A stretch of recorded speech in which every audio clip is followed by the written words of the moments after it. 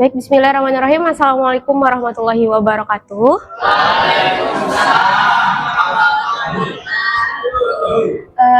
Selamat siang semuanya. Sebelumnya di sini saya izin perkenalkan diri terlebih dahulu. Perkenalkan, nama saya Sri Aprilia Nurlarasati. Di sini saya panggil adik-adik ya, karena masih muda kan. Saya juga nggak terlalu tua nih. Jadinya perkenalkan, jadi kalian bisa panggil saya Kak Laras. Ya, halo. Halo adik-adik yang sangat cantik dan ganteng. Di sini saya merupakan bagian tim dari Balenara. Sebenarnya Balenara ini 5 anggota. Balenara ini merupakan sebuah yayasan social impact enterprise yang berkomitmen untuk mendorong transformasi berkelanjutan pada masyarakat. Nah, di sini kita ada itu yang cowok, itu namanya Bang Alex. Ya. Sekarang Bang Alex sama Kirsti itu lagi ada tugas di Gilinangu untuk observasi atau survei untuk paket volunteer yang kalian akan buat nantinya. Dan di sebelah kiri itu ada saya dan sebelah kanannya ada Mbak Rita Alawiyah. Oke? Oke. Nah, program Balenara ini ada 4. Yang pertama itu ada social impact volunteering, kemudian ada yang kedua women empowerment, 3 ada vocational training, dan yang terakhir ada livelihood development. Oke, lanjut. Nah, di sini ada beberapa paket volunteer yang kita akan buat di Gilinangu. Sebelumnya kalian pernah ikut volunteer belum, atau pengabdian masyarakat gitu? Belum pernah. Berarti ini baru pertama kali ya. Oke, paket volunteer itu sebenarnya kita dimana memiliki rasa ingin membantu masyarakat yang masih membutuhkan. Jadinya kalian yang punya ilmu-ilmu ini bisa membantu masyarakat kayak adik-adik atau yang masih membutuhkan ilmu seperti ekowisata. Kalian udah pernah pelajari ekowisata? Baru-baru. Nah, Gilinangu ini merupakan salah satu tempat kita akan melaksanakan kegiatan volunteer atau pengabdian. Di mana kegiatannya itu yang pertama itu ada penanaman terumbu karang. Kegiatan ini akan dilakukan yang bertujuan untuk memulihkan dan melestarikan keanekaragaman hayati laut di kawasan Gilinangu.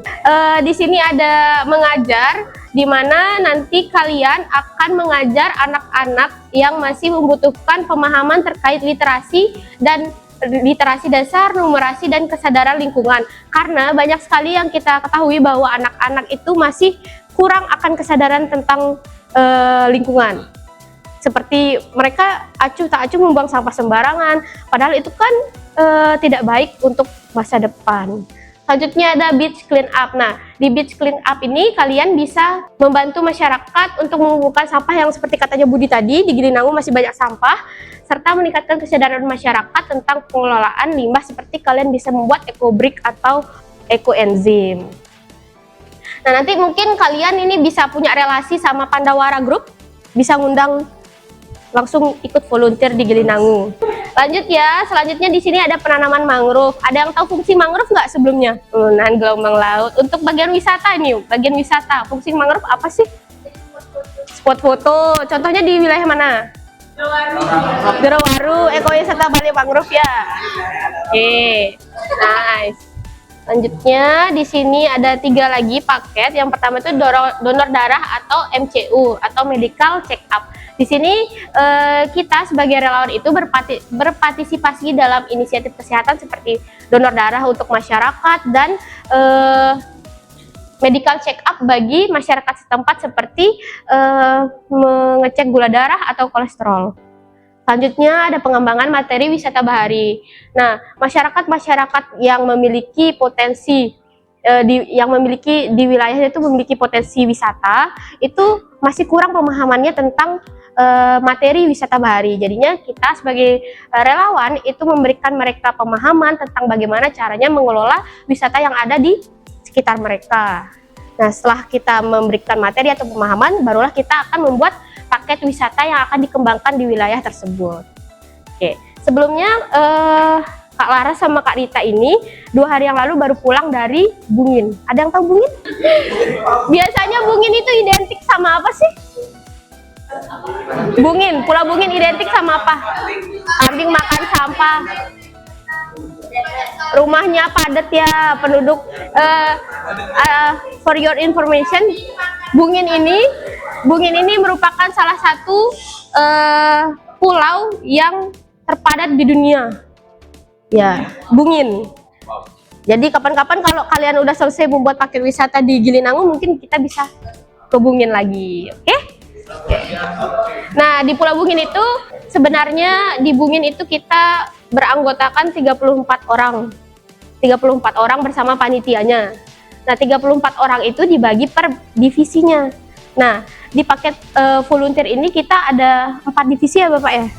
Ada 4 divisi. Yang pertama itu finansial atau yang memegang keuangan, kemudian ada operasional yang menjadi ide atau otak dari volunteer itu, dia yang akan mendesain konsepnya bagaimana, kemudian jalan volunteernya bagaimana, pokoknya dia yang operasional ini yang akan mendesain semuanya. Kemudian yang ketiga ada media, dia akan membuat dokumentasi, edit video, foto, ya editor. Ada yang jadi content creator guys sini? Wah. Sama ini marketing ya Bapak, marketing. Dia yang akan memasarkan atau mempromosikan paket volunteer ini. Nantinya kita rencananya akan ada BA-nya. Yang seleb-seleb mungkin. nanti BA ini nanti akan membantu untuk mempromosikan volunteer Balenara. Nanti nggak sembarangan dipilih juga, ada syarat-syarat tertentu yang bakal kita pilih. Untuk pengalaman di Bungin ini cukup menarik. Nah, pengalaman volunteer di Bungin ini seperti biasa, kita pertamanya itu pembukaan bersama kepala desa, bersama stakeholder lainnya. Kemudian setelah itu kita berkegiatan seperti kan kita ada dibagi ya, di volunteer Bungin itu ada media, kesehatan, pendidikan, ekonomi kreatif, sama sosial lingkungan. Nah, 5 divisi ini masing-masing punya prokernya masing-masing yang disusun sama anggota per divisi itu, bukan dia yang diberikan sama punya volunteernya gitu, jadi foundernya bukan. Jadinya mereka mikir sendiri.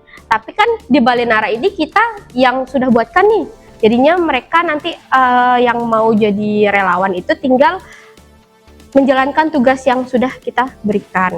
Pokoknya kita relawan itu dimana kita belajar untuk berteman dan menurunkan ego masing-masing. Karena di sana tuh kalian bakal nemuin berbagai macam karakter orang. Jadinya kalau ego kita sama tinggi nanti kan jadinya nggak jadi diskusi kan. Pokoknya di sana gimana caranya kita belajar untuk dewasa. Mungkin itu saja dari saya, kurang lebihnya mohon dimaafkan. Terima kasih. Mungkin ada adik-adik yang ingin bertanya, silakan. Perkenalkan, nama saya Karina Rizka Gafur. Di sini saya dari divisi dari marketing, ingin bertanya terkait dengan target pasar. Untuk target pasar sendiri, siapa target pasar utama yang untuk akan kami pasarkan? Baik, Assalamualaikum warahmatullahi wabarakatuh. Waalaikumsalam warahmatullahi wabarakatuh. Selamat siang semuanya. Pertanyaan saya tidak jauh terkait dengan tugas sebagai finance. Apakah divisi finance ini juga menghitung dari harga-harga paketnya seperti akomodasi, kemudian transportasi, atau itu tugas dari divisi perancangan? Itu aja sih dari saya, sekian, terima kasih. Perkenalkan, nama saya Muhammad Hardi Suzaini dari divisi operasional. Jadi pertanyaan saya tuh Mbak, kan kita di divisi operasional yang bakalan terjun ke lapangan gitu ya Mbak. Tapi tadi agak sedikit berbeda dengan yang dijelasin Mbak, bahwa kita juga bakalan menyusun terkait dengan konsep-konsep untuk ini yang nanti paketnya gitu. Apakah kita juga bakalan ikut serta di dalam menyusun konsep-konsepnya, atau hanya sekedar di lapangan sesuai dengan divisi lain yang menyusun konsep paketnya gitu Pak? Apakah destinasinya itu memang dari kita yang milih atau ada rekomendasi dari Balenara gitu? Jadi yang kemarin di volunteer yang sebelumnya yang kita ikutin itu, yang pertama itu mereka itu yang kayak buat sosial medianya, terus open buat BA, open BA-nya, open recruitment buat BA dari volunteer tersebut. Jadi ntar yang buat open recruitment itu disebarkan di sosial media yang kayak open locker gitu, itu tempatnya disebar. Terus ntar baru kita buka pendaftaran kan itu, terus kita seleksi dari yang daftar-daftar itu, diseleksi dulu. Di situ kita ngambilnya itu 3 orang, tapi yang dipilih itu 2 orang, yang satunya ini buat jaga-jaga kalau misal yang satunya itu nggak bisa gitu. Nah iya kurang aktif gitu. Jadi yang buat BA ini sebenarnya itu yang kayak bakal buat konten yang bisa mungkin orang itu tertarik gitu, dimana setiap BA ini per minggu itu membuat 3 konten.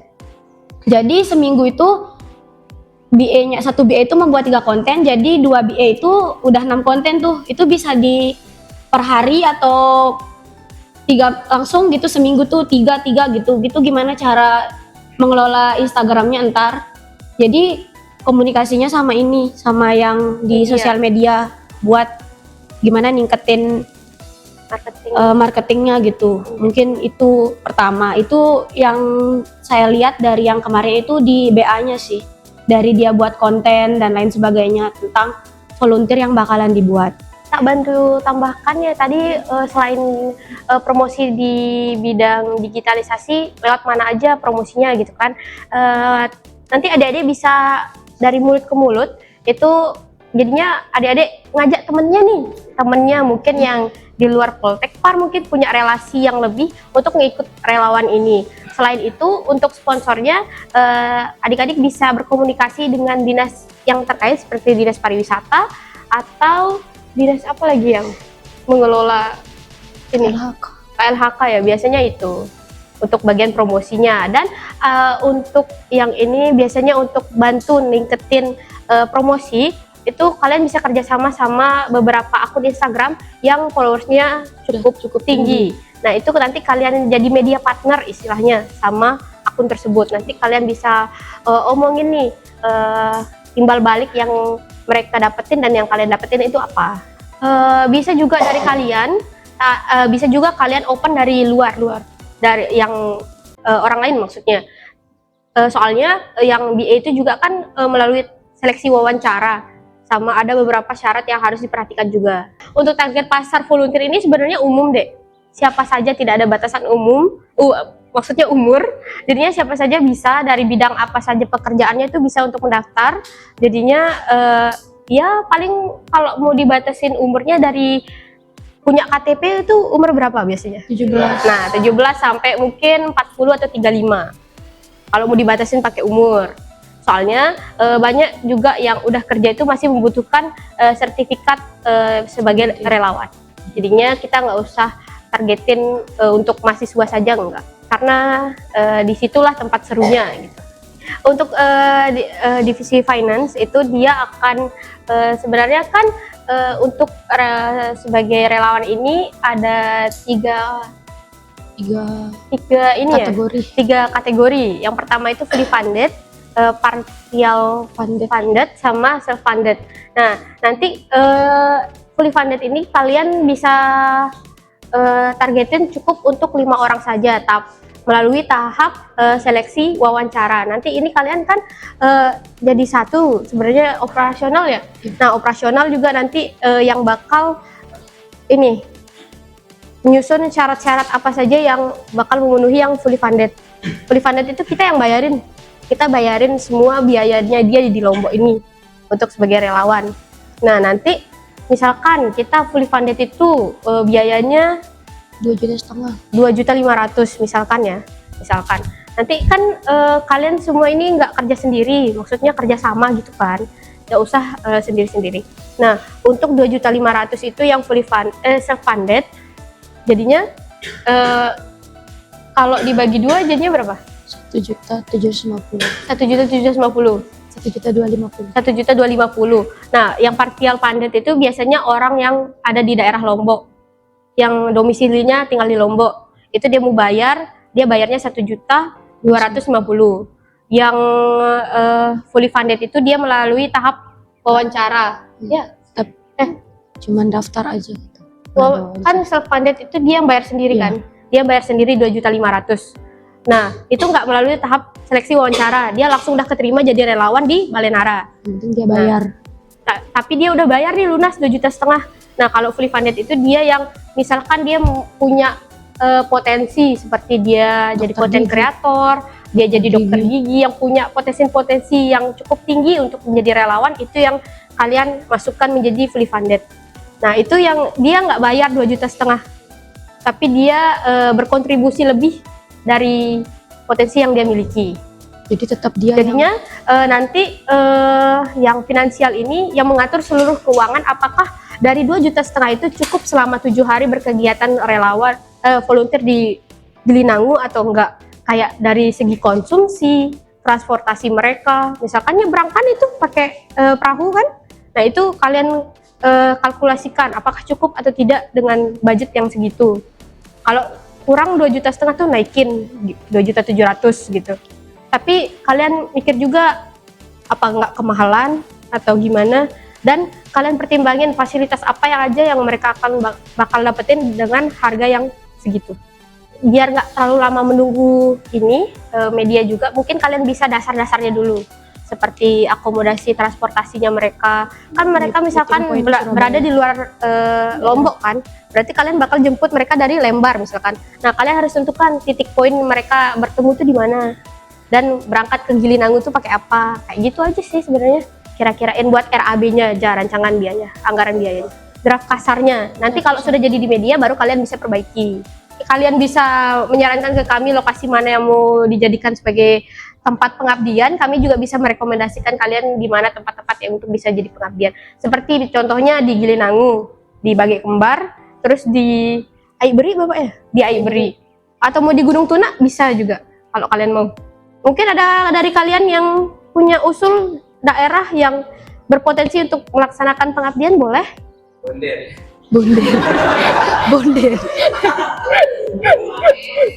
Mungkin nanti kalau misalkan dari media Ya. dari media ada usul atau teman-teman yang lain ada usul daerah yang perlu dilaksanakan kegiatan pengabdian, bisa komunikasikan dengan kami juga. Kalau kalian juga butuh atau bingung, Kak, kita nggak tahu nih di mana tempat pengabdian, ada usul nggak Kak? Nanti kita akan beri usul.